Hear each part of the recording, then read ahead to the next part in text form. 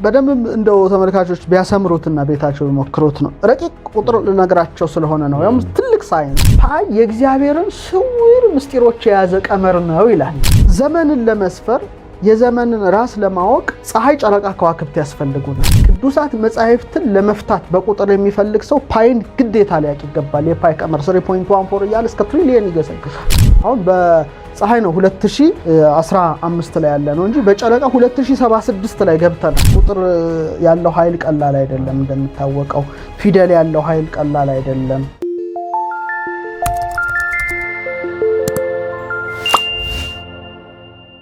82 ትልቅ ቁጥር ነው፣ ቀመር ነው፣ በጣም የረቀቀ ቀመር ነው። እንደው ተመልካቾቻችን እንደው ቢያስተውሉት ብዬ ማስበው 182 አስትሮኖሚ ነው። ማች ስነ ፈለኩን ያጠና ሰው ነው የሚያውቀው። በአመት አስገራሚ 4 ቀኖች አሉ በ182 ጊዜ የሚመጡ ማለት ነው። አንደኛው ኢኩኖክስ ነው፣ የቀንና የሌሊት እኩልነት። አንዱ መስከረም 12 ጋቢት 12 በ182 ቀን አንድ ያን ጊዜ ፀሐይ ምድር ወገብ ላይ ተሆንና በየትኛውም ንፍቀ ክበብ ቀኑ 12 ሌሊቱ 12 ይሆናል። ኢኩኖክስ ሪና መዓልት ወሪና ሌሊት ዘመፀውና ሪና መዓልት ወሪና ሌሊት ዘጸደይ የምንለው ማለት ነው። አለቀ።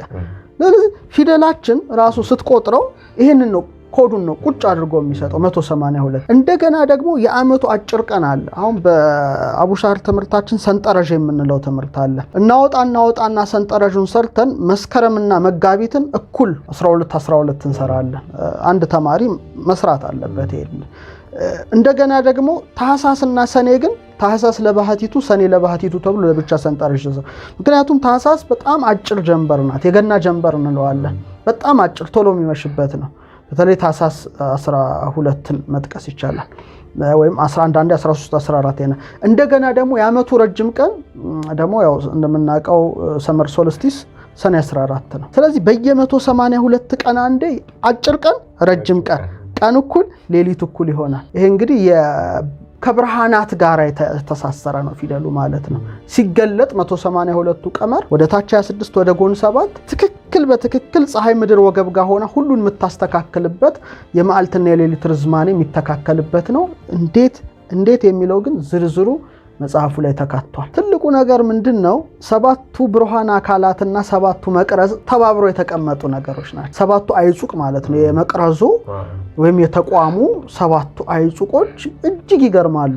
ፊደሉን ስደረድረው አቡጊዳ ሄውዞ መሃል የምትገኘው ደ ናት። አቡጊ 3 ወደዚህ ይሄዳል፣ ሄውዞ 3 ይሄዳል። ደጃፍ ናት፣ ዴዴ በር ናት። ኮዷ በደንብ ተፈቷል። ደ ራሱ እንደውም የኤዶም ገነት በር ይሏታል። እሱ ውስጥ ፊደል ውስጥ የሚያገኙት ነው ራሱ። እና ያ በር ከተከፈተ የደ በር ከተከፈተ ሰዎች ሌላ ዓለምን ማየት ይችላሉ። ፖርታል አሁን ሜታፊዚክስ ፖርታል የሚለውን ዝርዝሩን ጽፌዋለሁ እዛ ላይ። ኢቭን አባቶቻችን እነዚህ ደጆች የሚከፈቱበትን ቀመር ጭምር ነው የጻፉት። ኢማጂን፣ ይሄ በጣም ቀላል አይደለም። ስለዚህ ቀመሩን እንደርድረው ብዬ ነው ማስበው። አሁን 26 ናቸው ፊደሎቻችን። ስለዚህ 7 ፍጹም ቁጥር ነው፣ መቅረዙም 7 እንደሆነ እናውቃለን። ስለዚህ 7 የሚለውን ነገር በአይምሮአችን እናያዝ። 26ቱን የግዕዝ ፊደላት ለሁለት እንከፍላቸዋለን። 13 ይደርሳቸዋል። 13 ሲደርሳቸው መሐለኛዋ 7ኛዋ መድሎት ናት፣ መቅረዝ ናት፣ ሚዛን ናት። እንመዝናለሁ። አሁን ፊደል ምዘና ላይ ነው የምንገባው ማለት ነው። መዝነን የምናገኘው ግን ትንሽ ረቀቅ ያለ ነው። እንመዝን። 13ቱን ልቁጠር። አ በ ገ ደ ሀ ወ ዘ ሀ ጠ የ ከ ለ መ 13። አሁን 13ቱን ደረደርን። በሌላው ደግሞ ከዛ በኋላ ያሉትን ሌሎቹን 13ን መደርደር እንችላለን። ለምሳሌ ነ ሰ አ ፈ ጸ ቀ ረ ሰ ተ ሀ ጸ ጰ እና ፐ 13። አሁን ግን መቅረዝ ስለሆነ ብርሃን ስለሆኑ እነዚህ ፊደላት ብዙ ምስጢር ምንጩም ከባለቤቱ ስለሆኑ ምንድነው መሰለ 7 በጣም ኮድ ያላት በመሆኑ እንደ መቅረዝ አበገደ ሐወዘ 7 አይደለ? ከዛ ደግሞ ከመጀመሩ ወደ ንቁጠር እንደገና 7 መለከ የጠሃ ዘላይ ስደርስ 7 ዘ7ኛ ላይ ማለት። ስለዚህ ከዚህም 6 አድርገን መሃል ላይ የምትገኘው ዘፊደል 7 ትሆናለች ማለት ነው። ይሄ ትልቁ የመቅረዙ ምስጢር ነው። ስለዚህ በደንብ እንደው ተመልካቾች ቢያሰምሩትና ቤታቸው ቢሞክሩት ነው። ረቂቅ ቁጥር ልነግራቸው ስለሆነ ነው ያም ትልቅ ሳይንስ። ስለዚህ አበገደ ሐወዘ 7 ከዛ ደግሞ መለከ የጠሃ ዘ7 ናት ማለት ነው። ስለዚህ 1 2 3 4 5 6 7 1 2 3 4 5 6 7 ሴንተሯ ዋናዋ ምን ላይ ናት ማለት ነው? ዘናት። ጥሩ። አሁን እንደገና ነ ሰ አ ፈ ጸ ቀ ረ ድረስ ስትቆጥር 7 ነው። ቀጥሎ ደግሞ ከወደዚህም ስትቆጥረው ፐ ጰ ጸ ሐ ተ ሰ 6 ረ 7 ቅድም ዘን አገኘን ረን አገኘን። በጣም ባላንሳቸውን ነው የምናየው። እንግዲህ አሁን በማቴማቲክስ ህግ፣ በቁጥር ህግ፣ በቀመር ህግ ከራሳቸውና ከቁጥር አንድ ጋር ብቻ ተባስተው ራሳቸውን የሚሰጡ ፕራይም ቁጥሮች አሉ። ፕራይም ነምበርስ ብቸኛ ቁጥር ይሏቸዋል የአሁኑ መዝገበ ቃላት። እነዚህ ራሳቸውን ለምሳሌ 2 3 5 7 11 መጥቀስ ይቻላል። ለምሳሌ 3 ብንል ከአንድና ከራሱ ከ3 ጋር ተባስቶ ነው 3 የሚሰጠው። ከዛ ውጪ 3 የሚሰጥ ነገር የለም። ይሄንን ፕራይም ነምበር እንረዳለን። ቀጥሎ ደግሞ ከራሳቸውና ከሌሎች ቁጥሮች ጋር ሊባዙ የሚችሉ ደግሞ አሉ። ኮምፖዚት ነምበር ወይም ተተንታኝ ቁጥሮች አሉ። 4 6 8 9 10 12 ለምሳሌ 12 ስንል አንድን ሲባዛ 12 ነው። 2 ሲባዛ 6 12 ነው። 3 ሲባዛ 4 12 ነው። ኮምፖዚት ነምበር ነው ማለት ነው። ተመልካቾች ይህን በደንብ በቁጥር እንዲመዝኑት ነው የምፈልገው። አሁን 7 እረፍትን ነው የምትወክለው እንደ መቅረዙ ማለት ነው። ስለዚህ 7 ማዕከል በማድረግ ሴንተር በማድረግ መቅረዝ ናታ። 7ን ሴንተር በማድረግ ፕራይም ወይም ብቸኛ ያልሆኑትን ቁጥሮች ከውስጡ መሰብሰብ እንጀምር። ቅድም ከጠቀስኳቸው ምን እናገኛለን? ካንዱ ምድብ 1 4 6ን እናገኛለን። ወደዚህ ደግሞ ገልብጠን አይደለ የቆጠርነው? እንደዚህ ስንቆጥር ደግሞ 6 4 1ን እናገኛለን። ኮምፖዚት ነምበርስ አገኘን። እነዚህን በደንብ ተመልካቾች ያስተውሏቸው። እረፍትም የተደረገው 22ቱ ፍጥረታት ልክ በተፈጠሩ ጊዜ እንደሆነ እንረዳለን። እንግዲህ እስቲ እንቀምረው።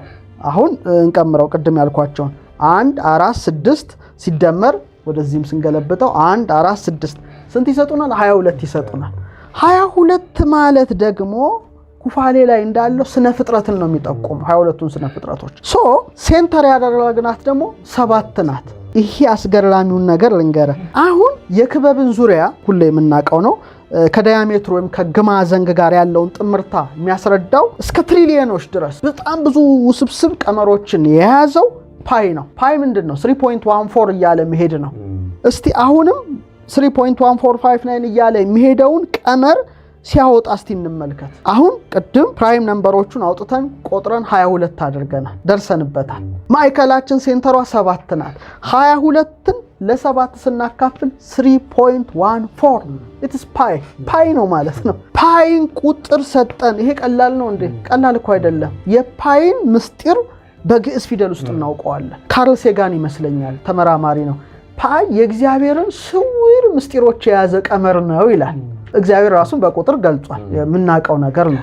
ሄኖክ ላይ የክስብኤል የስሙ ቁጥር ይህ ነው ይላል። ስሙ ቁጥር አለ፣ እግዚአብሔር ስም ማለት ነው።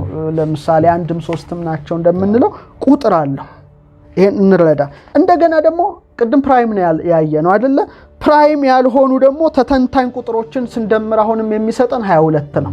ለምሳሌ 6 ሲደመር 6 12፣ 4 ሲደመር 4 8፣ 1 ሲደመር 1 2፣ 12 ሲደመር 8 ሲደመር 2 22 ነው። 22 ሰ ይሄንንም እናያዘው። እንደገና ደግሞ ፕራይም የሆኑትን ደግሞ ወስደን እንደምር። 2 ከዚህ 2 3 5 7 ከዚህም 2 3 5 7 ስንት ይሰጠናል? 27 ይሰጠናል። አጽመ እድ ነው ማለት ነው። የእጅ አጥንት ቁጥሮች 27 ናቸው። ፊደልን በእጅ ነው የምጽፈው፣ በእግር ልጽፈው አትችልም። ስለዚህ ፊደልን የሚጽፉልን እነዚህ አጥንቶቻችን ብዛታቸው 27 ነው፣ በዚህ ቀመር ልክ ማለት ነው። እና ሁለቱን ደግሞ ስንደምር መሀላኛው ያለችው ዘና ቅድም ምንድነው ረ ዘ ስንተኛ ፊደል ናት? አ በ ገ ደ ሀ ወ ዘ 7 ላይ ናት። ረ ደግሞ 200 ነው። 7 ሲደመር 200 ስንት ይሆናል? 207 ይሆናል። ይሄ ደግሞ አጽመ ሰብ ይባላል። የሰው አጥንት ቁጥር 207 ነው ሲወለድ የሚሰጠው ማለት ነው። በኋላ እየቀነሰ ይመጣል። በደንብ እናስተውል። ስለዚህ ፕራይም እና ኮምፖዚቱን አጋኝተን 3 ሳይንሶች ነው ያወጣነው። አንድ ፓይን አገኘ ነው። የፓይ ቀመር እስከ ይገሰግሳል። እኔ ፓይን በተወሰነ ደረጃ አይቼዋለሁ። እጅግ ውስብስብና ቅዱሳት መጻሕፍትን ለመፍታት በቁጥር የሚፈልግ ሰው ፓይን ግዴታ ሊያውቅ ይገባል። የፓይ ቀመር 3.14 እያለ እስከ ትሪሊየን ይገሰግሳል። የተቻለውን ያህል ሱፐር ኮምፒውተሮች እየሰሩት ነው፣ ግን አላለቀም። ያልቅ አይደለም፣ የሚገሰግስ ቁጥር ነው። እንግዲህ አሁን ምን አገኘን? 207 አጽመ ሰብን አገኘን። እንደገና 27 አጽመ ዕድን የእጅ አይዳውን የእጅ አጥንቶችን አገኘን። አሁን ቅድም 13 አድርገን ፊደሎቻችን ደርድረን ያገኘናቸው ዘናረ ናቸው አይደል እንዴ? ዘመንን ይወክላል። ረ ላይ ስንገባ ደግሞ ርዕስን ወይም ራስን ወይም ቁንጮን ይወክላል። ለምሳሌ ርዕሰ አውደ ዓመት እንደምንለው ማለት ነው። ዘመንን ለመስፈር የዘመንን ራስ ለማወቅ ፀሐይ፣ ጨረቃ፣ ከዋክብት ያስፈልጉናል። ትንሽ እንራቀቅበት። በጣም ደግሞ የመሬታችን ቅርብ ጎረቤት ምንድናት? ጨረቃ ናት። 354 ዕለት ከ22 ኬክሮስ ከ1 ካሊት ከ37 ሳልሲስ ከ52 ራቢዕ ከ48 አምስት አውደ ዓመቷን ቀድማ ነው የምትጨርሰው። እስቲ እንግዲህ አንተ 7 ላይ ነው ጥናት እያረክ ያለው። ዘመን ነው ራስ ነው ብያለው። መቅረዙ ሲፈታ ዘመንም ራስም ሲሆንም ግን እስቲ 7ቱን እናባዛቸው። 1 ሲባዛ 2 ሲባዛ 3 ሲባዛ 4 ሲባዛ 5 ሲባዛ 6 ሲባዛ 7 ተመልካቾች ያባዙት ምን ይሰጠናል? 5040 ይመጣናል። አሁን ዘመን ራስና ዘመንን ነው። ዘመንን ለመስፈር ደግሞ በጣም ቅርቧ ጎረቤት ምንድናት? ጨረቃ ናት። ስለዚህ የጨረቃና የምድር ራዲየስን በአንድ ላይ ስናደርግ 5040 ማይልስ ነው። በትክክል 5040 ማይልስ ነው። እኛ ግን 5040 ማይልስ ኮዱን በምን አወቅ ነው ማለት ነው? በዘና በራ አወቅ ነው ማለት ነው። ዘመንን ስለካ የዘመንን ቁንጮ ስናውቅ አውደ ዓመቷን መጀመሪያ አሁን በፀሐይ ነው 2015 ላይ ያለ ነው እንጂ በጨረቃ 2076 ላይ ገብተናል። ስለዚህ የዘመንን ቁንጮነት የምናቅባት የምድርም የጨረቃም ሬዲየስን አንድ ላይ ስናደርገው 5040 ማይልስ ነው። ዘናረንም 1 ሲባዛ 2 እስከ 7 እስከ አይጹቁ ድረስ ብትቆጥረው ተመልሶ የሚሰጠን ቁጥር 5040 የጨረቃና የምድር ሬዲየስ ይገኛል ማለት ነው። ስለዚህ ይሄ እንዲሁ ሊመጣ የሚችል ነገር አይደለም። አሁን ዓለማችን ያለው ሳይንስ እያገኙ ያለው እውቀት አንሴስተሮቻችን በብቃትም አንዳንዴ እኮ የሰው ልጅ ቀላል አይደለም እኮ አቅሙና ጉልበቱና እስከዛ ድረስ ይገባል ማለት ነው። ይሄን ባጭሩ ይሄን ይመስላል። በጣም ዝርዝር ነው ቀመሩ፣ ይመልከቱታ። 26ቱ ብዙ ምስጢር ናቸው። እኔ እንደው አንባቢያን ቢያነቡት ነው ምለው፣ ግን እንጠቁማቸው። 26 በጣም ብዙ ነገር አለ። ሄኖክ ላይ የክስብኤል የስሙ ቁጥር ይህ ነው ይላል። በጣም የሚገርም ነውና ቤቃ አካ ይላል። እሱ ራሱን ችሎ ሰፊ ነገር ነው፣ መጽሐፍ ውስጥ አለ። እዛ ውስጥ አልገባም፣ ግን መለኮታዊ ስም ነው። ለዛ ነው ያ መጽሐፍ የጠቀመኝ። በግዕዝ ውስጥ ስም እግዚአብሔር እያስገባ በየላይ በአላይ በበላይ በገላይ በደላይ ሳየው የተረዳሁት ያ ነው። ስለዚህ ትልቅ ሰማያዊ መለኮታዊ አምላካዊ ስም ነው ማለት ነው። እሱም በቅዱስ መጽሐፍ ላይ ተደጋግሞ ዘፍጥረት 22 ዘጸአት 17 15 የተገለጠ እግዚአብሔር ራሱን ያህዌ ብሎ ገልጿል። ስለዚህ በግዕዙ በሂብሩም በለው በሌላውም ቀመር ያህዌ 26 ነው። የምናገኛት ፊደል የስንት ላይ ናት? 10ኛ ናት። ሀ ደግሞ አበገደሃ 5 ላይ ናት። ወደሞ አበገደሃ 6 ላይ ናት። ሀ እንደገና አሁንም አበገደሃ። ስለዚህ 10 ሲደመር 5 ሲደመር 6 ሲደመር 5 እኩል ይሆናል 26። ያህዌ የሚለውን ስሙን ይዟል። ቅዱስ ስም ነው ማለት ነው ፊደል። ሂብሩ እንኳን 22 ነው፣ እንደኛ 26 አላደረገም። ፊደሉ 4 ይጎላል፣ ሙሉ አይደለም። የኛ ግን 4 ጨምሮ እኩል አድርጎታል ያህዌ። ይሄ በጣም የሚገርም እውነታው። ለምሳሌ በእንግሊዘኛም ብንሄድ ጋድ ጂ 7 ላይ ነው፣ ኦ 15 ላይ ነው፣ ኤቢሲዲ 4 ነው። 7 ሲደመር 15 ሲደመር 4 አይ ቲንክ 26 ይሰጣል። ጎድ የሚለው ጂኦዲ በእኛ ያህዌ የሚሰጠው በተመሳሳይ ይህንን ይሰጣል። ግን በጣም ዝርዝር አለው፣ ቀመር አለው መጽሐፉ ላይ።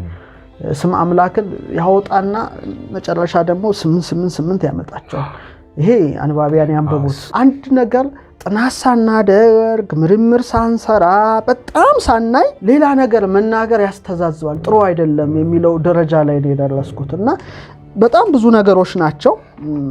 በተለይ ሸጨኛ እነዚህ አክሊልና ዘውድን የተደፋላቸው ቀኖትን የተደረገላቸው ትልቁ ነገር ስጋዊ ምስጢር አለው መንፈሳዊ ምስጢር አለው። በመሰረታዊ ነገሩ ሰባቱ ራሱ ሰባት መሆናቸው ራሱን ችሎ የሆነ የሚያስተላልፈው አለ። ግን ቢሆንም ነን አክሊል ስደፋለት ኘ ነው። ሰን ዘውድ አክሊል ስደፋለት ሸ ነው። እንደገና ደግሞ ጨን ቀኖት ታደርግበታለህ። ስለዚህ 26 ሲደመር 7 33 ነው። 33 ሁለት ትርጉም ናቸው ምስጢሩ። አንደኛው ቨርተብሬያችን አከርካሪ አጥንታችን ፊደል ማለት ቢጋር አጥንት ነው። በቃ ሄደ የምታገኘው አጥንት ውስጥ ነው የሚገባው።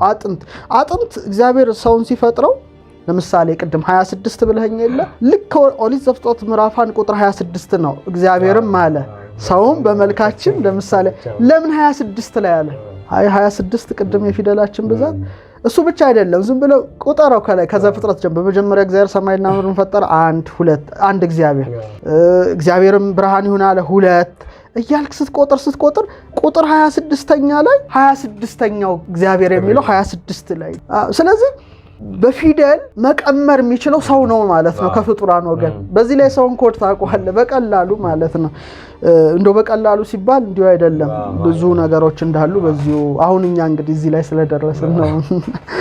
ሰባቱን ስትጀምራቸው ቅድም አጽመ እድን አእዳውን እጆች ጽንቶችን መላውን አጥንት እንደቆጠርን 33 ራስ ላይ እስክንደርስ ድረስ ራስ እስክንደርስ 33 አጥንቶች አገኘን ማለት ነው። ቨርተብሬው ሰው ሲወለድ የሚሰጠው አጥንት 33 ነው። ኋላ እየቀነሰ ይመጣል። ስለዚህ እሱን ደግሞ የሚወክለው ቀ ፊደል ነው። የሚገርም እኮ ነው። ከረ በፊት ቀ ነው የምትቀድመው። ቀ ማለት ቀኝ አንጎልና ግራ አንጎል ናት ክበቧ። አይንተ አይምሮ ናቸው። ቀን እንግዲህ ሰው ቤቱ ይፈልፋል እንደዚህ ተከባ በላይ በታች ቆማለች። ቀጥሎ የሚገጥመው ራስ ነው አይደለ? ከራስ በፊት ብሬን አለ። 100 ነው አሃዙ 100 ቢሊየን ኒውሮኖች ከ100 ጋር ይገናኛል። እሱ እዛ ላይ ዝርዝር አለና ቀኝና ግራ አንጎል ኦር ቀኝ አይንና ግራ አይን ወይም አይንተ አይምሮ ሰው ማስተባበር ከቻለ አንዷ ወደ ላይ እንደምትወጣ ወደ ላይ በልዕልና አንድ ወደ ታች እንደምትወርድ ወደ ታች በትህትና ማየት ይችላል ማለት ነው። ስለዚህ ኢየሱስ ክርስቶስም በምድር ላይ ሲኖር የነበረው እድሜ 33 ነው የኖረበት ዓመት ማለት ነው። በፊደሉ አሃዝ ልክ 33 ላይ አክሊል የሾህ አክሊል ቀኖት ነበረው። እሱም ራሱን የቻለ ሌላ ትርጉም አለ። እንግዲህ ቅድም ፊደል ከአጽም ጋር ከአጥንት ጋር አጥንቶች በትክክል ነው የተደረደሩት። አንድ አጥንት ተዛባ ማለት ሰው ለስቃይ ተዳረገ ማለት ነው። ስለዚህ በዛ ልክ የተደረደሩ ይልቁኑ ደግሞ መጽሔት አይምሮ ከመሆናቸው ጋር ተያይዞ ልክ እንደ ኬሚካል ላንጉዌጅ ማለት እንችላለን እንደ ኬሚስትሪያዊ የፔሪዮዲክ ቴብል የኤሌመንቱ ቁጥር በትክክል የተሰደሩ በመሆናቸው የሚያሳዩት ነገር አለ። በዚሁ ላይ ተያይዞ እንግዲህ 26ቱ አንጓዎቻችንን ጣቶቻችንን ነው እዛ ላይ ለማስቀመጥ የተሞከረው። የመጀመሪያው አ ነው፣ መጨረሻው ፐ ነው። አውራ ጣት ከአና ከፐ ጋራ እንደ ምሰሶ ባላ ነው ቅድም መቅረዝ እንዳልነው። 24ቱ ደግሞ በውስጡ ይሰደራሉ ማለት ነው። እዚህ ጋር ያሉ 3 4 እነዚህ አጠቃላይ እነዚህ 24 ናቸው ቁጥሮቹ ስንመለከታቸው። ይሄና ይሄ ደግሞ 26 ነው። አንደኛው አ ዋናው አውራ ጣት አውራ ነው፣ ራሱ አውራ ነው። አልፍ ማለት አውራ በሬ ማለት ነው። ስለዚህ በገደ ሀወዘ ሀጠየከለመን ያዘ ማለት ነው። ከዛ በኋላ ከነ በኋላ ያለው ደግሞ በሚቀጥለው እስከ ይሄዳል እንዳለ ግን 26 ይሰጣል ማለት ነው። እና አጽመ እድ ጋር የተያያዘ ከእጅ አጥንቶች ጋር የተያያዘ ቀመር እንዳለው በተለይ ከስነ ህይወቱ ጋር አስመልክቶ የራሱ የሆነ ሳይንሳዊ ገለጻ እዛ ላይ ሰርቻለሁ። አንባቢያን ቢያነቡ ደግሞ የተሻለ ይመስለኛል። ዘርዘር አድርገን እንመልከታቸው። 26ቱ የግዕዝ ፊደላት አሉ። ቅድም የተጨመሩ 7 ፊደላት አሉ። ከዛ በኋላ 20 ወደ 20 የሚጠጉ ህጹጻን ደቃሉ አሉ። 19 ደግሞ ከራቤ ተደቀሉ አሉ።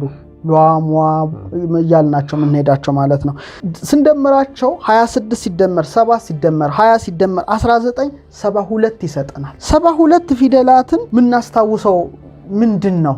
ወደ ሰናኦር ይወስደናል። ዘፍጥረት 11 ላይ ደግሞ ሲጀምር ሁሉም በአንድ ቋንቋ ነበሩ ብሎ ነው።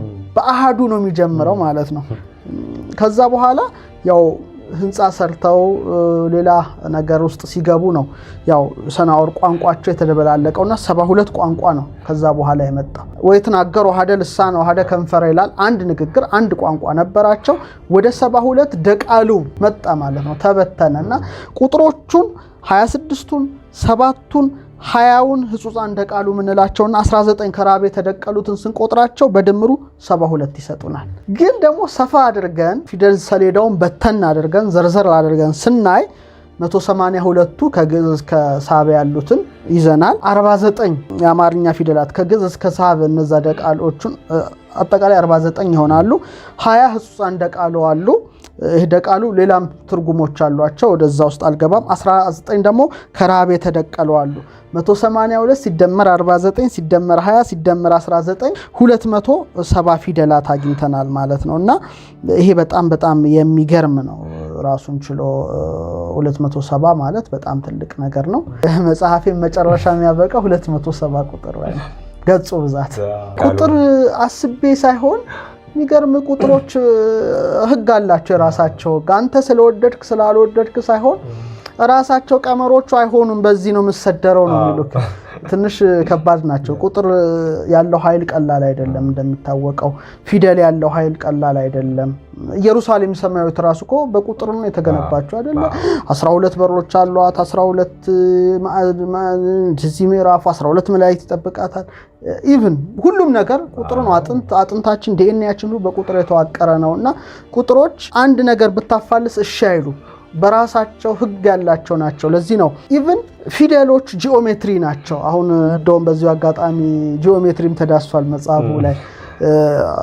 በጣም ቅርጾቹ ክብ፣ 4 ማዕዘን፣ 3 ማዕዘን ወዘተርፈ ናቸው እነዚህ ፊደላት። ልብ አድርገን ስንመለከታቸው እያንዳንዱ ጂኦሜትሪ ራሱ ስፓይራሉ ትርጉም አለው። ለዚህ ነው የፕሌቶ አቴንስ ላይ በነበረው ትምህርት ቤት ጂኦሜትሪ ማያቅ ሰው እዚህ ትምህርት ቤት እንዳይገባ ብሎ ትልቅ ባነር አስለጥፎ ነበረና ይህን መጽሐፍ ማንበብ ያለባቸውም እንደዚሁ ስፋ አእምሮ ያዙ መሆን አለባቸው የሚል እምነት አለ። ምክንያቱም ወደ ሰማይ ሲያስገባ፣ ወደ ምድር ሲያስገባ፣ ወደ ሰውነታቸው ሲያስገባ፣ ንጥረ ነገር ውስጥ ሲያስገባ ትንሽ ከበድ ሊል ስለሚችል ስፋ አእምሮ ይዞ ቢያነቡት በጣም ደስ ይለኛል። ይሄ እንግዲህ የሮዳስ ሀብት አይደለም፣ የኢትዮጵያ ሀብት ነው።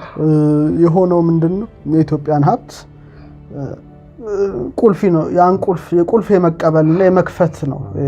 እንግዲህ ጋኖቹን ውሃ ሙሏቸው ወደ ወይን መለወጥ የባለቤቱ ስራ እንደሆነ ሁሉ ማለት ነውና በዚህ ሁሉ ጉዞዬ ፊደላቱን እንዳውቃቸው ኃይላቸውንም እንድረዳ ምናልባት በመጽሐፍ ያልገለጥኩት ብዙ ነገርም አለ። ምክንያቱም የሰዎች አእምሮ እንደ ጣት ነው። አንዱ ዝቅ ከፍ ያለ ስለሆነ እንዴ የሚል ገና ወደ ጥበቡ መንደር እና እኔ እንደውም መታሰቢያነቱን ያረኩት ዘመናቸውን በጠብ ሳይሆን በጥበብ ለሚፈጽሙ ብዬ ነው ያልኩት። ለውሉደ ብርሃን ነው ይሄ መጽሐፍ የተጻፈው፣ ለሌላ አይደለም። ዘመናቸውን በጠብ ሳይሆን በጥበብ ለሚፈጽሙ፣ ቀለባቸውን ሳይሆን ቀልባቸውን ላስቀደሙ፣ ለምን ተወለዱብን ሳይሆን እሰይ እንኳን ተወለዱልን ለተባሉ ነው የሰጠሁትና የጻፍኩትም ለነሱ ነው። እና በተለይ ህፃናቱ በደንብ ነው የሚረዱት። ከትልልቅ በበለጠ ንጹህ አእምሮ ነው በብዙ ነገር ያልተበከለ መሆኑና ያሳዝኑኛል። ዕውቀትን የተጠሙ ናቸው። የሀገራቸውን ዕውቀት ለማወቅ በጣም የተጠሙ ሆኖታል። በነፃ እግዚአብሔር ሁሉንም ከሰጠን ለምንድን ነው ዕውቀታችን ማናካፍለው ነው? አየር እየተነፈስን ነው፣ ምንከፍልበት ነገር የለም። ፀሐይ እየሞቅን ነው፣ ዝናቡ እየዘነበ ነው። 5 ሳንቲም ከእግዚአብሔር ዘንድ ተጠይቀን አናቅም፣ ማመስገን ብቻ ነውና ይህን የተሰጠንን ዕውቀት ደግሞ ለወገኖቻችን ማጋራት እንጂ ብል እንዲበላው ቆልፎ ማስቀመጥ ጨካኝነት ነው። ስለዚህ እኛ ያወቅነውን የተረዳነውን በመጽሐፍ መልኩ ያው ለወገኖቻችን እያዳረስን ነው። ለኔ 25ኛ ስራዬ ነው። ያው እንግዲህ እንደምታውቀው 5 ሲደመር 2 ወደ 1 ሲለወጥ 7 ነው። 8 በጣም የወደድኩት ብዙ ነገሮች የተገጣጠሙልኝም ነው ለኔና አንባቢያን በእጅጉ ይደሰቱበታል። በተለይ ሂሳብ የሚወዱ ፊደል ይሄ ረቀቅ ያለ ዕውቀት ትንሽ ግልብስ ረቀቅ ያለ ዕውቀት ማወቅ ለሚወዱ ፈረሱም ያው ሜዳውም ያው ነው። እንግዲህ እሁድ ይደርሳል ብዬ እምነት አለኝ።